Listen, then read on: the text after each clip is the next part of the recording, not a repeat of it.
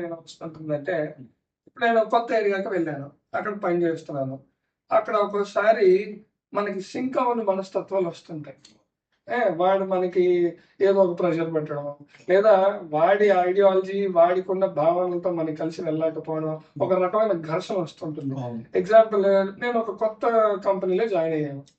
అక్కడ నాకెవరూ తెలీదు. అక్కడ ఉన్న వాళ్ళందరితో ఏమవుతుందంటే, నేను తలిచి వెళ్ళింది ఒకటి, అక్కడ జరుగుతుంది ఇంకోటి. నాకు ఇష్టం లేకపోకో ఏదో టైం నన్ను బలవంతంగా తోసేసింది అనుకోండి ఆ సందర్భంలో. ఇక్కడ టైం అయినా సందర్భం నాకు నచ్చినప్పుడు వెళ్ళి దొరికిపోవచ్చు. లేదా అక్కడ ఉన్న వాళ్ళ మనస్తత్వాలు నాకు సింక్ అవ్వక నేను ముందుకి కార్యోన్ముఖుడిని అవ్వలేకపోవచ్చు. ఇలాంటి పరిస్థితుల్లో నేను ఏం చేయాలి? ఇందాక చెప్పిందే కంటిన్యూషన్. నువ్వు కొత్త ప్రదేశంలోకి వెళ్ళావంటే ఆయనే పంపించాడు, నువ్వు వెళ్ళలేదు. అది ఫస్ట్ నువ్వు కరెక్ట్ చేసుకోవాల్సి. ఆ కొత్త ప్రదేశంలో ఉన్న వాళ్ళందరూ కూడా వాసుదేవుళ్ళే. వాళ్ళు కూడా వాసుదేవుడు ఎలా ప్రవర్తిస్తున్నాడో చూడాలి. వాడి పేరు, వాడి వేషం డిఫరెంట్ గా ఉండొచ్చు, కానీ వాడి లోపల అంతరాత్మలో వాసుదేవుడే ఉన్నాడు. వాడికి ఆ సంకల్పం ఎలా వచ్చింది? పైనుంచి వాడు చెప్పాడు. వాడు ఎందుకంటే రాక్షసుల్లో కూడా వాసుదేవుడు ఉంటాడు, దానవుల్లో కూడా వాసుదేవుడు ఉంటాడు, దేవతల్లో కూడా వాసుదేవుడు ఉంటాడు. దానవులతో యుద్ధం చేసేటప్పుడు కూడా వాసుదేవుడు ఉన్నాడు అనుకుని చెయ్యాలి మనం. చేస్తూ వాసుదేవుడే చెప్తున్నాడు, చెప్పిన పని చేసుకుంటాడు. ఈ చెప్తున్న ఆయనకి లోపల ఉన్నాయని మనం సబ్మిట్ చేసుకుని అది చెప్తున్నాడు, నేను చేస్తున్నాను, చేయాల్సి వస్తుంది. నాకు ఇష్టం లేని పని నువ్వు ఎందుకు ఇక్కడ పంపించావో, మరి ఎన్నాళ్ళు ఉంచుతావో నీ ఇష్టం. ఆ ఉంచలేని పరిస్థితి నువ్వే నన్ను తప్పించి ఇక్కడి నుంచి, ఎందుకంటే మరో బెటర్ ఛాన్స్ ఇప్పించు. ఏదో ఇక్కడ నాకు ఉంచాలి, నన్ను ఏదో ట్రై. మనం ఎప్పుడు కూడా మాస్టర్ గారు చెప్తారు, ఏది శిక్ష కింద భావించుకుంటారు. ట్రైనింగ్, శిక్షణ అన్నారు. శిక్ష కాదు, శిక్షణ అన్నారు. ఎప్పుడు పనిష్మెంట్ కింద ఎప్పుడు ఫీల్ అవుతుంది. ఏదైనా వస్తే ఇది ఒక ట్రైనింగ్ అవుతాను, ఇది ఒక శిక్షణ ఇస్తున్నారు వీళ్ళు. ఎదురు ఉన్న వ్యక్తి వాసుదేవుడు నాకు శిక్షణ ఇస్తున్నాడు, నా మనసుకు వ్యతిరేకంగా నా చేత అధర్మమైన పనులు చేయిస్తున్నాడు నా చేత. ఇది ఆయన చెప్పిన పనే. ధర్మం అధర్మం అనేది మనం డిసైడ్ చేయలేము, అది పైన వాసుదేవుడే నిర్ణయిస్తాడు. ఆ భావంతో చేసేటప్పుడు నీకు చక్కటి పరిష్కారం దొరుకుతుంది.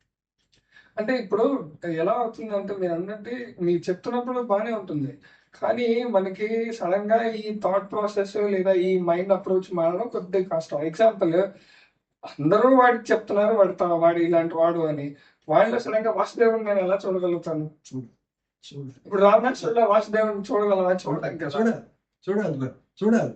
రాముడు కూడా రావణాసురుల్లో వాసుదేవుని చూశాడు, పరమేశ్వరుని చూశాడు. ఎంత గొప్పవాడు ఈ రావణుడు, ఏమి తేజస్సుంది వీళ్ళలోని. వీళ్ళ ఒక్క అవగుణమే కదా ఉంది పాపం. లేకపోతే ఎంత చక్కటి పరిపాలన అందిస్తున్నాడు. ఎంత తను రాక్షసులు తను బాగానే పరిపాలన చేస్తున్నాడు. అందరినీ భయం పెట్టో, బాధ పెట్టో, నొప్పించో, ఒప్పించో చక్కగా నడుపుతున్నాడు. ఆయన మాట మీద ఎన్నో వేగం నడుస్తున్నారు. రాక్షస జాతి అంతా నడుస్తోంది. వీళ్ళు ఈ ఒక్క అవగుణం లేకపోయి ఉంటే ఎంత గొప్పవాడైనా ఆయన రాముడు కూడా దర్శించాడు. ఆయనలో శివుణ్ణి దర్శించాడు, ఆయనలో నుండి బ్రహ్మని దర్శించాడు. ఆయన దర్శించి అయినా తప్పదు, నా కార్యక్రమం చేయాలి, విద్యుత్ ధర్మం చేయాలి, నా కర్తవ్య కర్మ ఇది అని ఆ కర్తవ్యాన్ని ఆయన సూర్యనారాయణమూర్తికి నమస్కరించి బాణాన్ని వదిలి ఆయన కార్యక్రమం నిర్వహించారు. అంటే ఇప్పుడు నేను ఇలా అన్వయించుకోవచ్చా దీన్ని? రాముడు రావణాసురుని చూడలేదు, కానీ రావణాసురుడి యాక్షన్స్ ని మాత్రమే చూశాడు, అంతేనా? అంతే. సో అప్పుడు ఏమవుతుందంటే, మీరు అన్నట్టు వాడితో ఈ ఫ్రిక్షన్ అనేది తగ్గొచ్చు. ఎందుకంటే నేను యాక్షన్ చూస్తున్నాను, మనిషిని చూడాలి, ఆటోమేటిక్ తగ్గిపోతుంది. ఇప్పుడు చిన్న పిల్లవాడు మా ఇంటికి వస్తాడు, వాడు విపరీతంగా అల్లరి చేస్తుంటాడు. మనం పిల్లవాడిని చాలా లైక్ చేస్తాం, పిల్లవాడు అల్లరిని భరించలేకపోతాం. అల్లరిని భరించలేక ఒక నెత్తి మీద ఒకటి ఇస్తున్నాం, ఒకసారి స్టెప్ దాటి లేదని నచ్చ చెప్పి బుజ్జగించి ఏదో మాయ మాటలు చెప్పి టర్న్ చేసేది చేస్తున్నాం. చేసినంత వరకు ఉంటున్నాడు. ఇంకా ఎక్స్ట్రీమ్ అవుతుంటే ఏం చేస్తున్నాం? దండోపాయం చేస్తున్నాం లేదా? అదే పద్ధతి రాముడు కూడా చేశాడు, మనం కూడా అది చేయాలి. అక్కడ మరొక విషయం కింద చెప్పడం మర్చిపోయి, నువ్వు వెళ్తున్న ప్రదేశంలో ఉన్న వాళ్ళంతా నీ సమ ఉద్యోగుల లేకపోతే పై అప్పర్ స్టేజ్ ఉద్యోగుల అని కూడా గమనించాలి.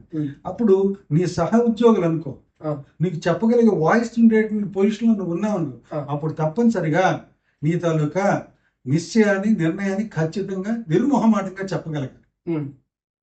అలానే ఎదుటి వ్యక్తి మనకంటే ఉన్నతోద్యోగి అయినప్పటికీ కూడా నీలో ఉన్న భావాన్ని, నీలో ఉన్నటువంటి విషయాన్ని స్పష్టంగా ఆయన చెప్పి, ఇది నా ఉద్దేశం, ఇది ఇలా చేస్తే కరెక్ట్ అనుకుంటున్నాను, అయినా కూడా మీరు ఆలోచించండి, నచ్చకపోతే మీరు చెప్పినట్టే మీరు చేస్తాం. చెప్పినట్టే చేద్దాం. రైట్. కాబట్టి నిర్మోహమాటంగా తనకున్న అభిప్రాయాన్ని వ్యక్తపరచడం కూడా ఒక వ్యక్తి తాలూకా ఆదర్శవంతమైన జీవితం. ఉమ్. ప్రతిదానికి ఎస్ బాస్ అని ఉంగోని తన లోపల ఒకటి ఉంచుకొని బయట ఒకటి ఉంచి బాధపడక్కర్లేదు. ఉమ్. బాధపడక్కర్లేదు. మన విషయాన్ని సమయోచితంగా వాడు వినే స్టేజ్లో ఉన్నప్పుడు, వాడే కోపంలో ఉన్నాడు, వాడి బాస్ నుంచి ఏదో ఫోన్ వచ్చింది, వాడు చాలా ఇరిటేటింగ్ గా ఉన్నాడు, అప్పుడు నువ్వు మధ్యలో వాడు చెప్పిన దాన్ని నో అన్నావు అనుకో, మండిపోద్ది వాడికి. ఇంకా ఉమ్. అలా కాకుండా కాసేపు వాడు మంచినీళ్ళు తాగిన తర్వాత మనం వాడు చెప్పిన వెంటనే ఎస్ బాస్ అని, అలాగే చేస్తాను సార్ అని కాసేపు కూడా కూర్చొని ఆ విషయం జస్ట్ అన్నయ్య మాట్లాడిన కొన్ని క్షణాల్లో మనుషులు మన మామూలు స్టేజ్కి వస్తారు.